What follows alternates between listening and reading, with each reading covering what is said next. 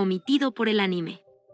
El oro del reino de los enanos rúnicos era tan inmenso que deslumbraba la mirada de Ainz y Gondo. Este era el tesoro de los enanos, conseguido en su mejor época, cuando trabajaban con la herrería rúnica y comercializaban con las naciones del exterior. Entre los tesoros habían monedas antiguas desconocidas de épocas anteriores, armaduras mágicas, aunque no de mucha calidad, a los ojos de Ainz, y también objetos mágicos. Pero entre estos tesoros, se encontraba una espada mágica, que era el mejor objeto de toda la tesorería, catalogada alrededor del nivel 50, con un poder mágico inverosímil para los estándares de ese mundo. Lo más increíble de esta arma es que era un objeto que Ainz podía usar. Recordemos que Ainz no puede usar ciertos tipos de armas debido a las restricciones de su clase, como mago mágico. La razón de esto es que la espada había sido imbuida con algún tipo de poder mágico que ignoraba la restricción, volviéndola sumamente interesante, pero esta espada no podía herir el cuerpo de Ainz, hecho que rebajó su valor. Finalmente, Ainz devolvió la espada a la tesorería, ya que la consideró de bajo calibre para Ainz, sintiéndose decepcionado del bajo calibre de la tesorería de los enanos. Excepto un objeto que a Ainz le había llamado la atención y que parecía ser alguna clase de tesoro nacional. Bueno chicos, bienvenidos a las curiosidades y comparaciones del anime Overlord temporada 4 capítulo 7. Si les gustó el video, like, suscripción y comentario. Ustedes saben quién escribió el guión de este video, y empecemos con Número 1. Omitido por el anime. Después de cruzar la última trampa de la muerte, Ainz se estaba apresurando, utilizando la magia de vuelo. Pero cuando se dieron cuenta que los Wagoa habían regresado a su base, bajaron la velocidad. Debido a que primero tenían que planear su estrategia para luego comenzar el ataque. Entonces, al llegar al cuartel del enemigo, el grupo se separaría en dos. Ainz entraría al Palacio Real para encargarse de los dragones, ya que los dragones de más alto rango eran uno de los oponentes más peligrosos en Yggdrasil, y mientras no supieran cuál era la fuerza del enemigo, era peligroso actuar precipitadamente. Pero sin embargo, Ainz tenía un objeto de clase mundial, que poseía muchos poderes, y uno de ellos era bastante efectivo en contra de los dragones. Por lo tanto, incluso en el peor de los escenarios, Ainz podría ser capaz de escapar del dragón. Por eso Ainz no quería llevar a Aura y Saltear consigo, ya que si el enemigo resultara ser muy poderoso, tendría que preocuparse por protegerlos, y Ainz preferiría no arriesgar sus vidas. Por el contrario, teniendo a Gondo de su lado, en el peor de los escenarios, Ainz únicamente tendría que abandonarlo. Por cierto, en Yggdrasil, los dragones eran enemigos poderosos y un botín de riquezas. Ellos dejaban buenos puntos de experiencia y podías obtener artefactos raros con ellos. También podías utilizar diversas partes de sus cuerpos para realizar diversos propósitos. Definitivamente, Ainz estaba emocionado y deseoso de encontrarse y enfrentarse en contra de estos enemigos tan deliciosos y poderosos. Número 2. Omitido por el anime. Como dije anteriormente, Ainz no quería exterminar a los Wagoa, debido a que sería un desperdicio eliminar una raza que no se encontraba en Yggdrasil. Por lo tanto, para doblegarlos, por si esta raza se negaba a rendirse, Saltear tenía que reducir su raza alrededor de 10.000. Además de que Saltear tenía que procurar dejar con vida a los más fuertes, que serían la mitad de los 10.000. La otra mitad se dividiría entre mujeres y niños. Ningún Wagoa tenía que escapar, en especial su líder, y para ese fin, Aura poseía un objeto de clase mundial que servía para aprisionar al enemigo. Pero en el debido caso de que el enemigo escapara, la propiedad del objeto mundial pasaría a manos del enemigo, volviéndose un arma de doble filo utilizar el objeto. Número 3. Omitido por el anime. Ainz y su grupo se habían encontrado previamente con un grupo de Wagoa. Eran una tropa de emboscada, ya que los Wagoa se habían percatado, utilizando algún tipo de clarividencia, que los estaban persiguiendo. Entonces, este grupo de Wagoa estaban dispuestos a sacrificar sus vidas para observar la fuerza de su enemigo. Por lo tanto, para Ainz esta sería una excelente oportunidad para obtener información, para así poder idear una mejor estrategia. Por cierto, había dos tipos de personajes en Yggdrasil. El primero eran aquellos especializados en un campo en particular. Este tipo de personajes tenían dificultades de encargarse de enemigos, fuera de su campo de especialización. El segundo, que eran aquellos cuyas habilidades estaban uniformemente distribuidas. Y este tipo de personajes tenía la posibilidad de lidiar con sus enemigos. Pero debido a la repartición uniforme de las habilidades que poseían, se volvían vulnerables a ataques especializados en contra de este personaje. Por otro lado, existían jugadores al estilo de Ainz, que poseía muchos conocimientos del juego y tenía bastantes objetos para estar preparado ante distintos ataques. O personas como Tachme, que eran personajes que poseían habilidades en general muy altas, siendo un tipo de jugador bastante raro. Luego, si seguimos con la escena del jefe del clan de los Wagoa. Número 4. Las capacidades de liderazgo de Ryujuro en la novela eran superiores a las mostradas en el anime.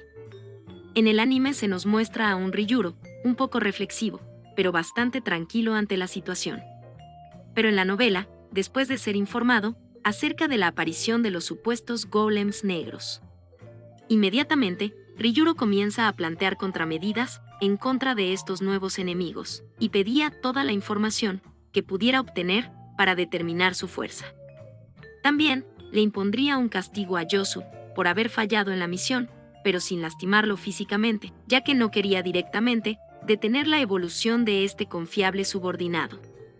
Entonces, Ryujuro era un Wagoa que nunca había existido en su raza, con una capacidad intelectual superior, con un carisma extraordinario, siendo capaz de causar verdadera lealtad en una raza que siempre se traicionaba entre sí.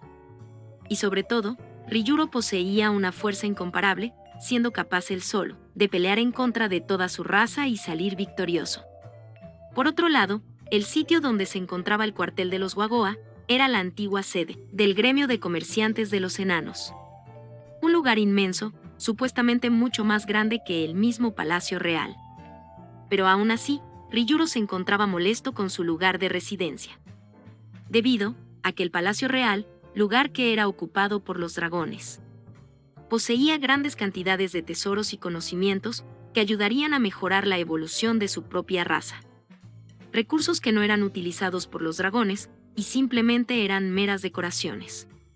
Y a menos que Ryujuro pudiera lograr que los dragones se enfrentaran en contra de los gigantes de hielo, a este héroe Wagoa le tocaría seguir inclinando la cabeza hasta que pudiera lograr obtener una oportunidad para deshacerse de estos enemigos. Por cierto, Ryujuro sabía que los dragones eran unas criaturas codiciosas, que adoraban las joyas. Por eso había preparado por adelantado cierta cantidad de tesoros, mayor a la usual. Pero lo que el jefe del clan no se imaginó es que pedirían 10 veces la cantidad de los tesoros ofrecidos. Número 5. Los dragones escarcha eran una de las criaturas más poderosas de ese mundo, que dominaban las cordilleras de las montañas Acellisia. Generalmente, los dragones eran conocidos por tener cuerpos esbeltos y musculosos. Pero los dragones escarcha poseían cuerpos delgados, parecidos a serpientes. Sus escamas eran blanco-azuladas, pero cuando se hacían mayores, sus escamas se volvían blancas como la nieve, y habiéndose adaptado a su entorno, poseían inmunidad al frío, pero a cambio, eran vulnerables al fuego. Además de que estos dragones poseían un aterrador aliento congelante. El dragón de más alto rango recibe el título de Lord Dragón. Por lo tanto, ser un Lord Dragón tenía un significado especial entre los dragones, ya que este título es otorgado por 3 motivos. El primero, porque el dragón había alcanzado la categoría de mayor edad, siendo considerados dragones ancestrales. El segundo, porque el dragón poseía poderes especiales. Y el tercero, porque el dragón podía utilizar magia exótica. Por cierto, el líder de los dragones escarcha era un Lord Dragón ancestral. Por otro lado, para el Rey Dragón, los Wagoa no eran más que meramente sirvientes, que debían reverenciarlos siempre y traer metales preciosos y objetos mágicos para ellos. Número 6. El Rey de los Dragones de Escarcha se sintió interesado cuando Ryujuro le comunicó que posiblemente los enanos estaban contraatacando. Esto era debido a que detrás del Rey Dragón se encontraba la bóveda de tesoros del reino enano, que fue construida por los herreros rúnicos. Bóveda que el rey dragón intentó abrir de todas las maneras posibles, pero al final nunca pudo obtener los tesoros dentro de ella, terminando por rendirse finalmente. Por eso el interés, porque el rey dragón pensaba que posiblemente estos enanos podrían saber cómo abrir la bóveda de tesoros. Por cierto, los dragones de escarcha querían utilizar la capital del reino enano para la creación de un imperio dracónico, ya que en el pasado, los dragones escarcha eran criaturas errantes. Donde iban a cierto lugar, ponían sus huevos en ese lugar y luego se marchaban. Ya instalados en el reino enano, ya podían aumentar sus números, para después tratar de subyugar a los gigantes de hielo y finalmente conquistar toda la cordillera. Por otro lado, los gigantes de hielo y los dragones escarcha se habían estado peleando por el control de la cordillera por mucho tiempo. Los gigantes de hielo eran inmunes al frío, poseían armas y eran bastante resistentes al aliento del dragón. Incluso, estos seres habían domesticado a dragones escarcha vencidos, para utilizarlos en rastrear a su misma especie. Número 7. Omitido por el anime. Ejinmal era un hikikomori, que le gustaba vivir encerrado en su cuarto, que incluso sus hermanos tenían que llevarle el alimento. Este joven dragón se obsesionó con estudiar acerca de las diferentes razas de ese mundo e infraestructura enana. Por esa razón, el chico se había puesto gordo. Por otro lado, su padre lo consideraba un chico deforme debido a lo gordo que estaba, teniendo en cuenta que los dragones de escarcha eran delgados. Aparte de que el rey dragón se decepcionó todavía más de su hijo, cuando se enteró que este chico estudiaba cosas inútiles que no ayudarían en nada en aumentar su fuerza personal. Ya que al principio, el rey dragón pensaba que su hijo se la pasaba estudiando magia sagrada o algún tipo de magia rara. Pero al final, terminó por perder toda la esperanza en este chico y lo terminaría por echar del palacio en un mes. Por cierto, en esta incursión de Ejinmal, si el chico llegara a perder, sería asesinado por su padre, por manchar la reputación de los dragones de ser una raza superior. También, para demostrar el poder de los dragones, Ejinmal fue obligado a pelear, mientras era observado por los Wagoa. Por otro lado, no te preocupes Ejinmal, Ainz siempre tiene un corazón inmenso y bondadoso. Número 8. Omitido por el anime. Ejinmal, al analizar el poder de Ainz, inmediatamente concluyó que este no muerto era alguna clase de criatura mítica, registrada en algún libro de historia. Como el resto de criaturas que son mencionados en esta parte de la novela. Por cierto, el poder de un dragón se determina por su longevidad. A medida que el dragón vaya creciendo, su poder y su magia también van creciendo. En el caso de la magia, generalmente los dragones podían utilizar hechizos arcanos, incluso sin esforzarse por aprenderlos. Sin embargo, los dragones solo podían utilizar hechizos del tercer nivel unas cuantas veces. En pocas palabras, su magia no era muy fuerte, ya que un hechizo del tercer nivel eran para personajes que estaban entre el nivel 15 y el nivel 21 en la magia. Particularmente, solo algunos dragones poseían la capacidad de utilizar magia divina, que es el caso de esta concubina del rey dragón. Número 9. Para los que no lo entendieron, lo que hizo Aura en este momento fue liberar su sed de sangre, aunque en el anime no lo muestre tan aterrador, a lo mejor por tratarse de un personaje infantil. Pero la novela nos describe que la sed de sangre de Aura era tan aterradora que prácticamente el dragón no podía respirar y finalmente se orinó sin darse cuenta, y por puro miedo. Número 10. Omitido por el anime. Cuando Ejinmal hacía referencia al número de dragones dentro de la tesorería, era debido porque estaba algo preocupado por Gondo, ya que en el peor de los casos, Ainz y su grupo recibirían 4 alientos congelantes al mismo tiempo. Pero Ainz calmó las preocupaciones de Ejinmal diciéndole que le había brindado inmunidad al frío congelante a Gondo, así que deberían estar bien. Pero si se utilizarán hechizos de área, de efecto de otros elementos, Gondo sí quedaría expuesto. Pero como los dragones siempre peleaban con su aliento de hielo, no había ningún problema. Por cierto, los lazos familiares entre los dragones no eran demasiado fuertes. Esto es debido a varias circunstancias. pero generalmente, los dragones se peleaban entre sí, por cuestiones territoriales y riquezas. Es más, sin un dragón fuerte que los guiara, los dragones nunca permanecían unidos. Siendo considerado una anomalía que un dragón formara una familia con otros dragones. Pero a pesar de la individualidad de los dragones, Ejinmal no quería que asesinaran a sus madres. Por cierto, como el anime nos dice, Ainz prefería tener dragones muertos que tenerlos vivos, debido a los diferentes usos que podría darles a sus cuerpos. Por lo tanto, si no fuera por la promesa hacia Ejinmal, Ainz prefería cazar y asesinar a todos los dragones. Número 11. Omitido por el anime. Cuando Ainz y Gondo se encontraban solos. Ainz utilizó el hechizo de portal para atraer a los asesinos de 8 filos, para que investigaran todos los rincones del Palacio Real. Con la prioridad de encontrar libros ocultos, también traerle información si encontraban seres poderosos, y por último, no asesinar a los dragones, si ellos no atacan a los monstruos primero. Finalmente, Ainz transportó el cadáver del dragón a través del portal, ordenándole a Yuri Alpha que lo mantuvieran en el 5.º piso y lo pusiera en hielo para evitar que se pudriera. Por cierto, este objeto mágico se llama Destructor de las 7 puertas. Que era un objeto mágico que solo podía ser usado 7 veces, pero que poseía las habilidades para abrir cerraduras de un ladrón de nivel 90. Tuvo que utilizar el objeto porque Ainz no había invocado ningún sirviente especializado en abrir cerraduras. Número 12. Este pergamino es el objeto de clase mundial. Un objeto que atrapaba su objetivo en un espacio cerrado, su función era distorsionar la realidad dentro de un área específica. Saltear y Ainz estaban protegidos con sus objetos de clase mundial, por lo tanto, no se verían afectados por el pergamino. En lugar de eso, podían acceder dentro de la región, donde la realidad sería distorsionada. En cuanto a Aura, al ser la usuaria del objeto de clase mundial, también sería protegida por sus efectos. Básicamente, la función de este objeto era enviarlos a un mundo alterno, donde el portador tenía el poder de controlar los efectos de los prisioneros de ese mundo. Por ejemplo, si el usuario lanzara un ataque de fuego, el mismo usuario podía inhabilitar los efectos que defendían al jugador de daño por fuego.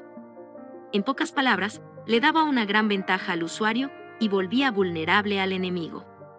Por otro lado, la parte negativa de este objeto es que se crearía una ruta de escape. Obviamente, no sería una salida fácil.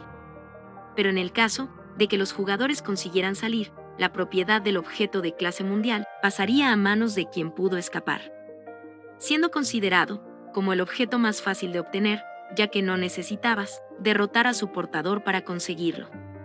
Por cierto, a los usuarios de objetos de clase mundial no podían afectar a otros usuarios de objetos de clase mundial, a menos de que aquellos usuarios de clase mundial se dejaran influenciar voluntariamente por el objeto de clase mundial. Número 13. Con la explicación anterior, Aura había aprisionado a los Wagoa dentro de un mundo donde el enemigo no sufriría ninguna consecuencia perjudicial, mientras que ponía a los Hanzo a bloquear la ruta de escape. Por otro lado, Maret tiene los ataques de área más poderosos de Nazarik, siendo capaz de eliminar a los 80.000 Wagoa con un simple terremoto. Por cierto, la estrategia de los Wagoa era la siguiente. Al presentir la fuerza del enemigo, planeaban enfrentarlo con sus números. Mientras, las personas no combatientes eran evacuadas a las afueras de la ciudad, mientras 60.000 Wagoa entre hombres y mujeres atacarían por los costados, sacrificando sus vidas. Y una vez el enemigo estuviera agotado, un grupo de Wagoa de élite daría el ataque final. Número 14. Luego de la amenaza de Saltear acerca de aniquilar a la raza de los Wagoa, Ryujuro sentía un profundo miedo en su interior, ya que podía percibir la gran fuerza de su enemigo. Por lo tanto, Ryujuro había reunido a los Wagoa más sobresalientes a su alrededor y envió al resto a luchar mediante un aullido. Por otro lado, el aullido de Ryujuro era una habilidad que provocaba que sus subordinados perdieran el miedo a la muerte, mientras aumentaba el poder de su ataque, pero debilitaba su defensa. Por cierto, enviar a masacrar a sus hombres para observarlos morir como si fueran mera basura, fue la decisión más difícil y dolorosa del jefe del clan Ryūro. En esta ocasión, Ryūro sintió la verdadera desesperación al saber que siempre serían esclavos y que la gran era de los Wagoa nunca llegaría. Todo esto sucedía entre los lamentos de Ryūro y el sonido de los niños Wagoa, que eran asesinados por sus soldados para cumplir la petición de los 2000. Número 15. Omitido por el anime. Después de que se escucharon las noticias sobre la recuperación de la antigua capital enana, los enanos de la ciudad Feuger se encontraban alegres y de fiesta por el acontecimiento. Pero por otro lado, el consejo de líderes enanos se sentían alegres por lo acontecido, pero a la vez preocupados por un hecho inesperado. Debido a que el maestro forjador había desaparecido, llevándose consigo el metal extraño que Ainz le había otorgado. Suceso que mantenía preocupados a los enanos, ya que no querían recibir la ira de Ainz por no haber podido cumplir su petición y por el robo del objeto extraño. Pero en realidad, los enanos no tenían nada de qué preocuparse, ya que Ainz poseía bastante cantidad de ese metal extraño. Es más, esta situación le benefició bastante. Debido a que Ainz aprovechó para pedir armaduras de alta calidad a cambio de olvidar esta supuesta ofensa. Además de pedir al Consejo de Enanos que hicieran una fiesta en la ciudad, donde reconocerían públicamente a los herreros rúnicos que irían al reino hechicero. De esa manera, estos herreros serían despedidos como héroes. Por cierto, cuando los dioses demonios habían atacado la antigua capital del reino enano, solo un miembro de la familia real había sobrevivido, volviéndose el último rey de los enanos, siendo conocido como el herrero de runas por ser herrero rúnico. Entonces, cierto día el último rey de los enanos había salido de viaje, llevándose consigo los objetos más poderosos y los tesoros nacionales de la tesorería del país. Por esa razón, Ainz nunca encontró casi nada valioso en la bóveda del reino enano. Número 16. Omitido por el anime. Después de que Ainz cumpliera su objetivo de recuperar la antigua capital enana, nuestro protagonista tenía en mente 3 objetivos. El primero, encontrar la presencia o ausencia de jugadores en el reino enano, o registros de si hubo algún jugador en el pasado. Segundo, seguir investigando acerca de las runas, ya que a pesar de que Ainz aprendió bastante sobre ellas, no estaba claro cómo o quién había introducido esa tecnología al reino enano. Y el tercero, obtener conocimientos sobre herrería y minerales. Sobre todo Ainz buscaba información acerca de los minerales prismáticos. Número 17. Omitido por el anime. El epílogo del volumen 11 nos comenta sobre la actual vida de Henry, donde esta chica se había casado recientemente con su amigo de la infancia.